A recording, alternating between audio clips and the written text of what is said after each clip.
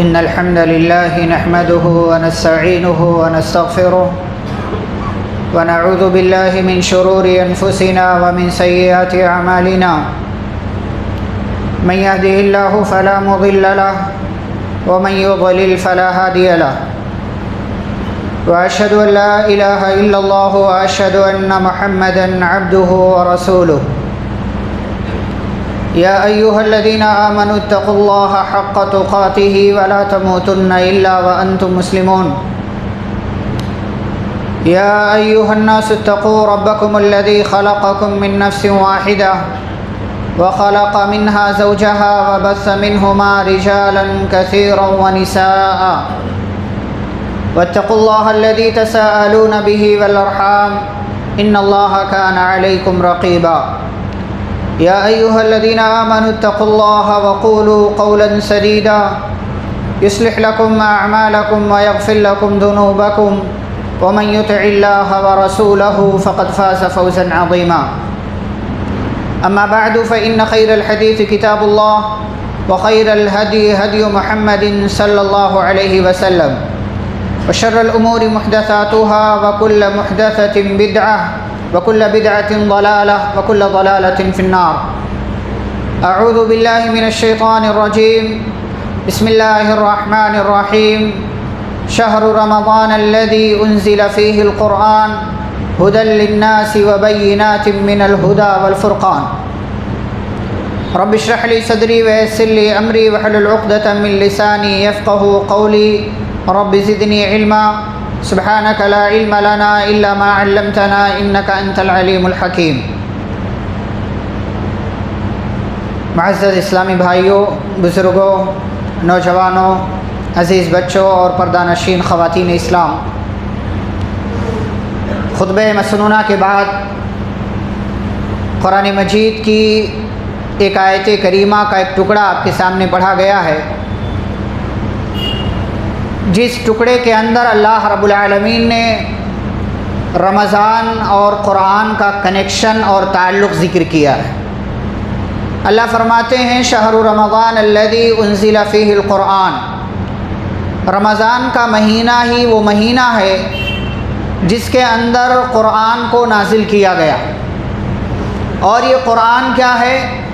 یہ لوگوں کے لیے ہدایت کا ذریعہ اور سبب ہے، حق اور باطل کے درمیان فرق پیدا کرنے والی یہ کتاب ہے، یہ اللہ نے ذکر کیا۔ میرے بھائی اور بزرگوں، رمضان اور قرآن کا آپس میں بڑا گہرا تعلق ہے۔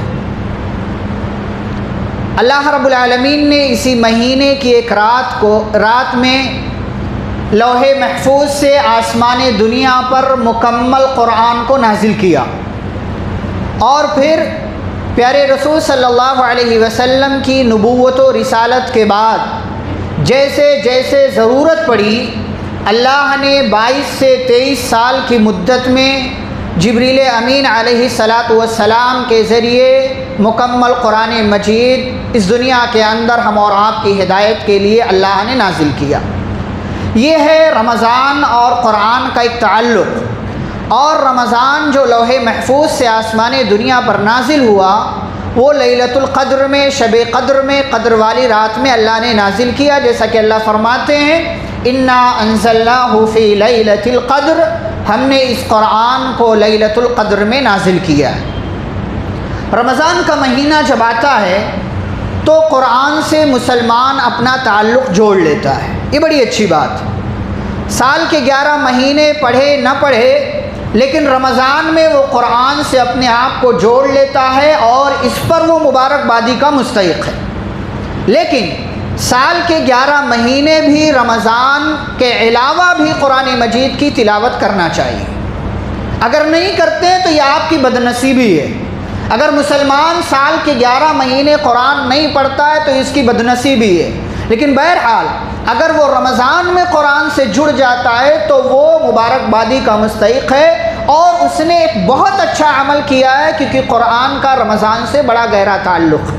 پیارے رسول صلی اللہ علیہ وسلم پورے سال قرآن پڑھتے تھے، جتنا بھی قرآن کا حصہ نازل ہوتا تھا آپ صلی اللہ علیہ وسلم پڑھتے تھے، صحابہ پڑھتے تھے، لیکن جب رمضان کا مہینہ آتا تھا تو اس وقت تک جتنا قرآن نازل ہو چکا ہوتا تھا پیارے رسول صلی اللہ علیہ وسلم اس کا مکمل دور کرتے تھے۔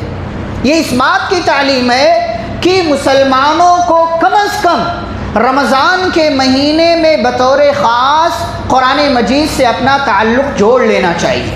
قرآن مجید کی مکمل تلاوت رمضان میں کم از کم آپ ایک بار ضرور کریں۔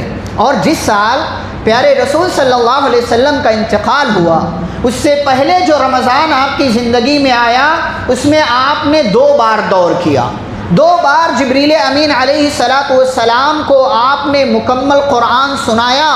یہ اس بات کی تعلیم ہے کہ امت کے لوگوں کو، پیارے رسول صلی اللہ علیہ وسلم کے ماننے والوں کو اور زیادہ رمضان کے اندر خصوصی طور سے قرآن سے اپنے آپ کو جوڑ کر رکھنا چاہیے، کیونکہ رمضان اپنے آپ میں برکتوں والا مہینہ ہے اور قرآن اپنے آپ میں برکتوں والی کتاب ہے۔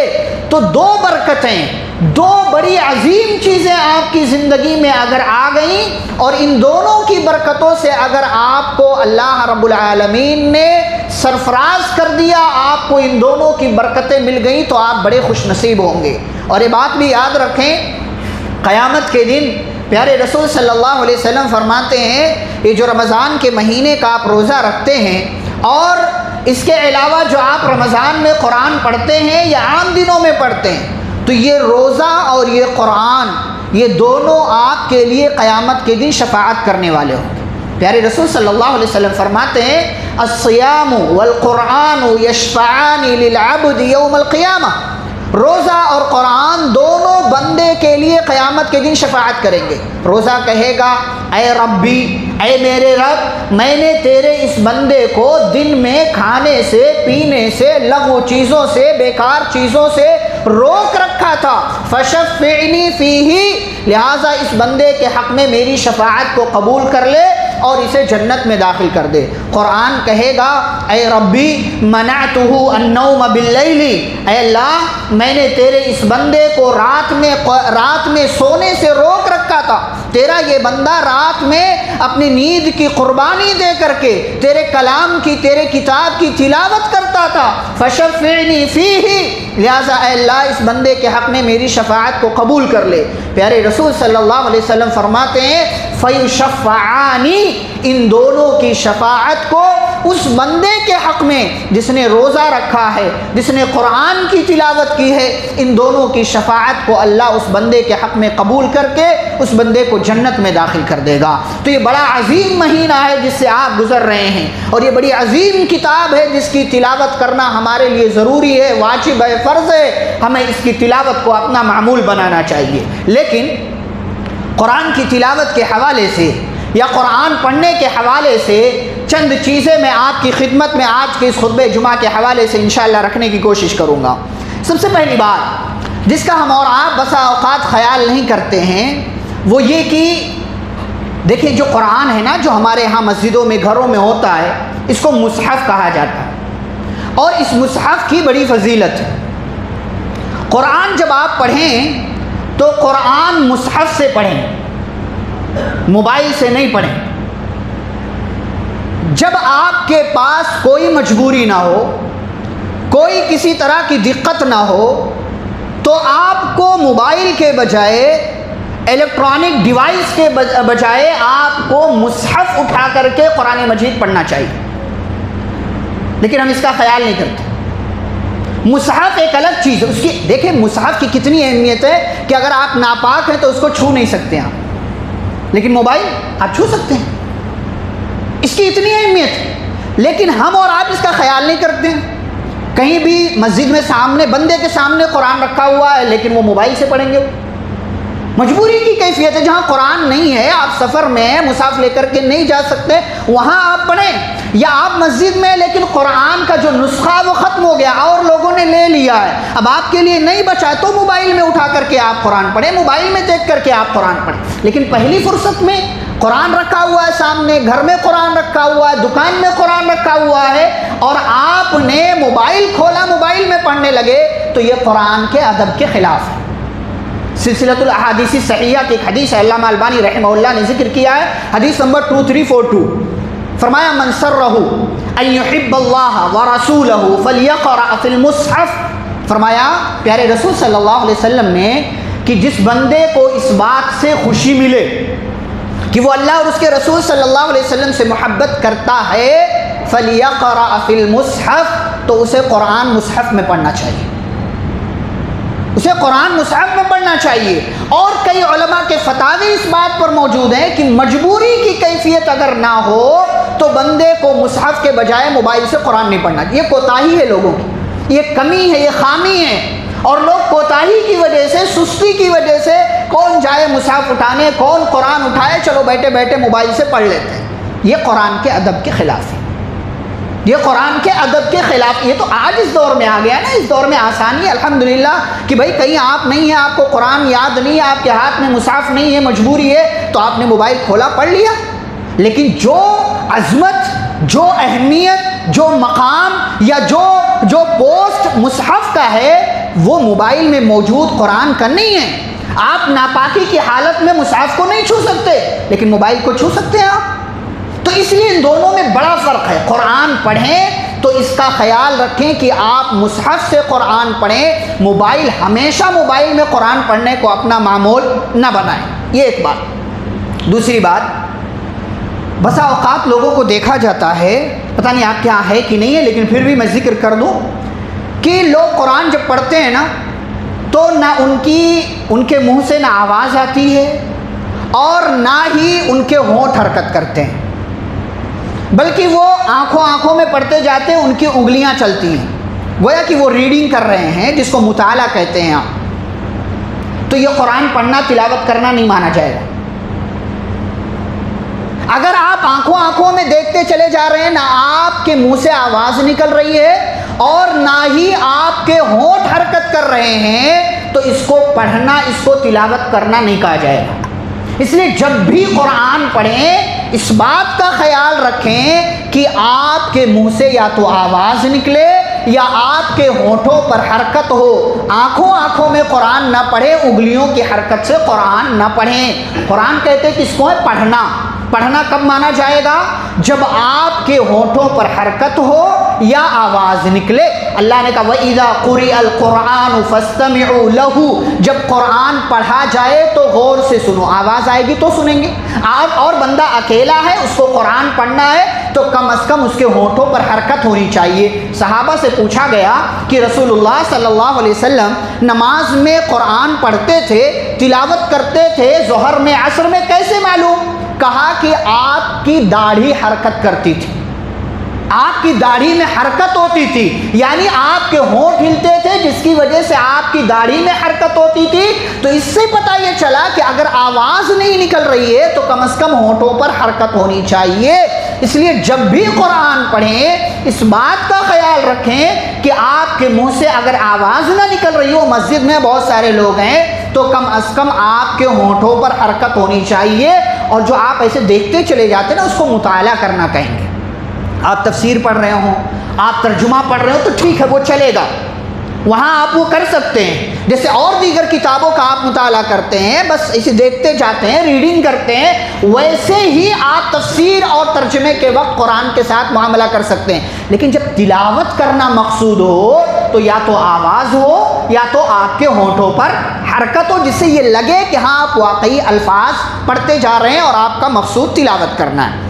ایسے ہی ایک اور بات کہ رمضان ہو یا غیر رمضان، یہ قرآن کے حوالے سے بات ہے، لیکن چونکہ خصوصی طور سے رمضان میں ہم قرآن سے جڑتے ہیں اس لیے یہ باتیں بتائی جا رہی کہ آپ ہمارے گھروں میں ایک ماحول نہیں ہے، اور وہ ماحول کیا ہے کہ ہمارے گھروں میں قرآن سننے سنانے کا ماحول نہیں، سننے سنانے کا ماحول۔ پیارے رسول صلی اللہ علیہ وسلم پر قرآن نازل ہوا، پھر بھی آپ بعض دفعہ بعض صحابہ کو بلا کر کے قرآن سنتے تھے۔ عبداللہ بن مسعود رضی اللہ عنہ کی مشہور حدیث ہے، پیارے رسول صلی اللہ علیہ وسلم نے ایک دن کہا عبداللہ بن مسعود مجھے قرآن پڑھ کر کے سناؤ۔ عبداللہ بن مسعود حیران ہو گئے، اے اللہ کے نبی میں آپ کو سناؤں؟ وعلیک انزل، اور آپ کے اوپر قرآن نازل ہوا ہے۔ معاملہ یہ ہے کہ آپ پر جبریل امین قرآن لے کر کے، قرآن کی آیتیں لے کر کے آ رہے ہیں، آپ پر قرآن نازل ہو رہا اور میں آپ کو قرآن پڑھ کر کے سناؤں؟ پیارے نبی صلی اللہ علیہ وسلم نے کہا ہاں میں چاہتا ہوں، مجھے یہ بات پسند ہے کہ ان اسمعہ من غیری، کہ میں اس قرآن کو اپنے علاوہ کسی اور سے سنوں۔ اپنے گھروں میں بچے کو بٹھا کر، بچی کو بٹھا کر کہیں گے بیٹا تھوڑا قرآن پڑھو، میں سننا چاہتا ہوں، یا آپ اپنے گھر والوں کو بٹھائیں اور خود پڑھ کر کے ان کو قرآن سنائیں۔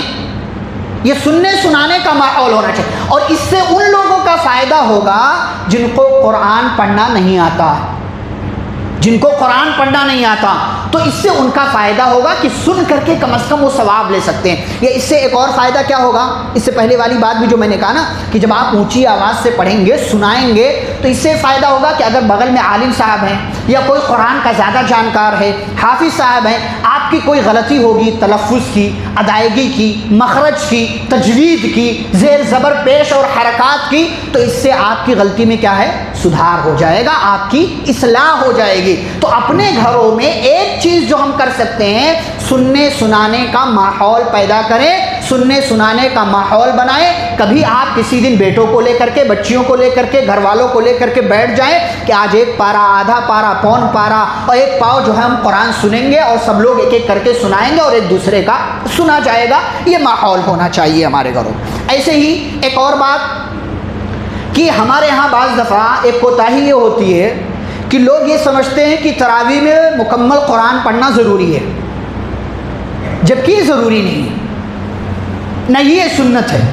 پھر سنت کیا ہے؟ تراویح کیا ہے؟ اور اس میں دو بات، ایک پہلی بات تو یہ کہ مکمل قرآن تراویح میں یا صلاۃ اللیل، قیام اللیل، تہجد، جو بھی آپ بولتے ہیں، مختلف نام ہے، علماء نے یہ نام استعمال کیا ہے، تو جو بھی آپ اس کو کہہ لیں، اس میں مکمل قرآن پڑھنا ضروری نہیں ہے، سنت نہیں ہے۔ پھر سنت کیا ہے؟ سنت یہ ہے کہ لمبا قیام ہو، سنت یہ ہے کہ لمبی لمبی رکعتیں ہوں۔ اما عائشہ رضی اللہ عنہا فرماتی ہیں کہ نبی صلی اللہ علیہ وسلم نے جب نماز پڑھائی تو آپ نے اتنی لمبی نماز پڑھائی کہ اس کی خوبصورتی اور اس کی لمبائی کے بارے میں پوچھو ہی مت۔ کیا نماز تھی نبی کی صلی اللہ علیہ وسلم! اور صحابہ کہتے ہیں کہ نبی نے نماز پڑھانا شروع کیا، سحری کا وقت ہو گیا، ایسا لگا کہ اب نبی صلی اللہ علیہ وسلم کی نماز مکمل نہیں ہوگی، اور ہمیں سحری کا ڈر ہونے لگا کہ ہماری سحری چلی جائے گی، ہم کھائیں گے نہیں تو روزہ کیسے رکھیں۔ اتنا لمبا قیام، اتنی لمبی نماز، اصل مقصود یہی ہے۔ لیکن چونکہ خاص موقع ہوتا ہے، لوگوں کو مکمل قرآن سنا دیا جاتا ہے، تو اس کو واجب اور ضروری مت سمجھیں، یہ ایک موقع ہوتا ہے، بہانہ ہوتا ہے، لوگوں کو قرآن مجید سنایا جاتا ہے۔ اچھا، اس میں ایک اور چیز ہے، ہمارے یہاں بعض دفعہ لوگ کوتاہی کرتے ہیں، اور وہ یہ کہ جس دن قرآن مکمل ہوا تراویح میں، اس دن کے بعد سے چھٹی لے لیتے ہیں، وہ اس دن کے بعد سے تراویح میں نہیں آئیں گے۔ بھائی تراویح اصل ہے، تراویح اصل ہے، تراویح میں قرآن مکمل کرنا اصل نہیں ہے۔ پیارے رسول صلی اللہ علیہ وسلم نے کیا فرمایا؟ من قام رمضان، جو رمضان میں قیام کرے، اور رمضان صرف 27 دنوں کا نہیں ہوتا، 25 دنوں کا نہیں ہوتا، صرف 26 اور 28 دنوں کا نہیں ہوتا، 29 یا 30 دنوں کا ہوتا ہے۔ تو اگر آپ صلاۃ اللیل، قیام اللیل، تراویح، تہجد کا اہتمام کر رہے ہیں نا، تو مکمل رمضان آپ کریں۔ یہ نہیں کہ جس دن قرآن مکمل ہو گیا آپ نے چھٹی لے لیا، جیسا کہ بہت سارے ہمارے اپنے بھائیوں کے ہاں آج بھی یہ ساری چیزیں ہو رہی ہیں۔ بہت ساری جگہوں پر ایسا ہو رہا ہے کہ بھائی آخر کے 2 دن شاپنگ کو رکھیں گے، شاپنگ کے لیے رکھیں گے، یہ خریدیں گے، وہ خریدیں گے، دکان کے لیے رکھیں گے، اس لیے حافظ صاحب 27 کو ختم کرو اور جاؤ اپنے گھر کو۔ یہ چیز نہیں ہونی چاہیے۔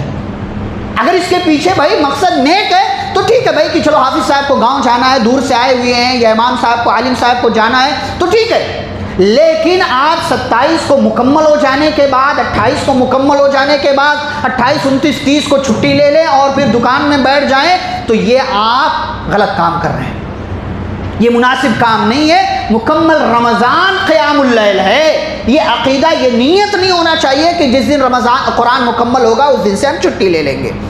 اچھا، اس میں بھی اسی لیے آپ دیکھیں نا کہ لوگ کیا کرتے ہیں، قرآن مکمل کرنا اصل سمجھتے ہیں، اسی لیے بعض جگہوں پر کیا ہوتا ہے، چلو بھائی 10 دن کی تراویح، یہ 10 دن کی تراویح کیا ہوتی ہے؟ 3 دن کی تراویح، کیا بلائی ہے؟ ایک شبینہ کا اہتمام کرو، قرآن کی بے حرمتی، قرآن کی عزت سے کھلواڑ ہو رہا، ایک رات میں مکمل قرآن کیسے، وہ بھی قیام، رکوع، سجود، تشہد کے ساتھ کیسا پڑھیں گے بھیا؟ یہ بے حرمتی ہے قرآن، دوسرا نہیں کرتا قرآن کی بے حرمتی، قرآن کی بے عزتی دوسرا نہیں کرتا. مسلمان آج کر رہے ہیں قرآن کی بے حرمتی. قرآن کی عظمت کو نہیں سمجھ رہے ہیں آپ، قرآن کا ادب صحیح طریقے سے ہم نہیں کر رہے ہیں. قرآن کا مقام، اس کی عظمت، اس کی پوسٹ کو سمجھو اور اس قرآن کے حقوق کو ادا کرو. قرآن ایک رات میں مکمل سنانے کے لیے نہیں آیا. قرآن کی برکتوں سے اپنے آپ کو مزین کرو. یہ شبینہ، یہ 3 روز کا، یہ 10 روز کا کہ بھائی فلانے فلانے پروفیشن والے ہیں، یہ فلانے فلانے کام کرتے ہیں، جاب کرتے ہیں، ڈاکٹر ہیں، انہوں نے تراویح نہیں پڑھی مکمل رمضان، تو چلو 28 کو 29 کو ان کے لیے خاص دن رکھیں گے. حافظ صاحب کو اسپیشل حافظ جی بلائے جاتے ہیں، ان کے لیے قرآن مجید پڑھ کر کے سناتے ہیں. نہ یعلمون سمجھ میں آتا ہے نہ تعلمون سمجھ میں آتا. یہ قرآن کی بے حرمتی. ایسے ہی ایک دو باتیں اور، وہ بات یہ ہے قرآن کے تعلق سے 2 باتیں جس کا آپ کو ہر رمضان عہد کرنا چاہیے، اپنے آپ سے وعدہ کرنا چاہیے. دیکھیں ہماری بدقسمتی کیا ہے کہ بچپن میں مسجد میں آ کر کے یا گھر میں ابا اماں کی زبانی جو صورتیں، جو آیتیں ہم نے یاد کی تھی، 60 سال کی عمر کو پہنچ جانے کے بعد بھی اتنا ہی ہم کو یاد ہے.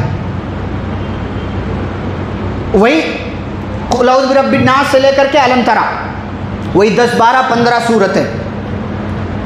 عمر 40 سال بڑھ گئی، 50 سال کی عمر اور زندگی گزار لیے، لیکن 50 آیتیں بھی یاد کرنے کی توفیق نہیں ہوئی. کتنی بڑی بدنصیبی ہے. اور ہمارے ہاں لوگ کیا بولتے ہیں نا، ارے اب اس عمر میں کیا یاد کرنا، اس عمر میں کیا سیکھنا. میرے بھائی موبائل کب آیا؟ موبائل چلانا آپ نے سیکھا؟ بائک چلانا آپ نے سیکھا؟ کار چلانا آپ نے سیکھا؟ گھر چلانا آپ نے سیکھا؟ دکان چلانا آپ نے سیکھا؟ کوئی ماں کے پیٹ سے سیکھ کر نہیں آتا، ضرورت پڑتی ہے سب سیکھ لیتے ہیں. ہم نے قرآن کو ضرورت ہی نہیں سمجھا، اس لیے ہم نے سیکھا ہی نہیں. اس لیے ہم نے سیکھا ہی نہیں. قرآن کو ضرورت سمجھیں گے تو سیکھیں گے. ورنہ افسوس کی بات یہ ہے کہ 15 سال کی عمر میں 15 صورتیں یاد تھی، 65 سال کی عمر کو پہنچ گئے، 50 سال اور گزار لیے اسی 15 صورتوں پر اٹکے ہوئے. عہد کریں، اپنے آپ سے وعدہ کریں، اپنے آپ سے یہ وعدہ کریں کہ اس رمضان 10 آیتیں ہی صحیح میں 10 آیتیں یاد کروں گا. وعدہ کریں اپنے آپ سے 10 صورتیں، 10 آیتیں، 10 لائنیں، جتنا بھی آپ یاد کر سکتے ہو ہر رمضان. اگر آپ تصور کریں کہ آپ اگلے 10 سال تک ایک رمضان صرف 10 آیتیں یاد کریں، صرف 10 آیتیں، تو 10 رمضان میں 100 آیتیں آپ کو اور یاد ہو جائیں گی. لیکن ہم سوچتے نہیں اس حوالے سے، کہاں یاد ہوتی. بھائی جیسی نیت ہوتی ہے نا ویسی برکت بھی ہوتی ہے. حدیث قدسی اللہ فرماتے ہیں انا عند ظن عبدی بی، میرا بندہ میرے بارے میں جیسا سوچتا ہے میں اس کے ساتھ ویسا ہی کرتا ہوں. آپ جیسا سوچیں گے آپ کے ساتھ ویسا ہوگا. آپ سوچیں گے نہیں یاد ہوگا تو نہیں یاد ہوگا، آپ سوچیں گے یاد ہو جائے گا تو یاد ہو جائے گا. آپ شوق پیدا کریں، کوشش کریں، محنت کریں، وقت دیں، ٹائم لگائیں، یاد ہو جائے گا آپ کو. اللہ کی طرف سے آپ کی مدد ہوگی، آپ کی ہیلپ کی جائے گی. تو اس رمضان کم از کم 10 آیتیں یا چھوٹی چھوٹی 5 صورتیں اپنے آپ سے یاد کرنے کا عہد کریں. یہ قرآن کا ایک حق ہے کہ اس کو یاد کیا جائے اور اس کا معنی اور مفہوم سمجھا جائے. ایسے ہی ایک اور بات اسی چیز کے حوالے سے، قرآن میں بہت ساری دعائیں ہیں، بڑی پیاری پیاری دعائیں ہیں.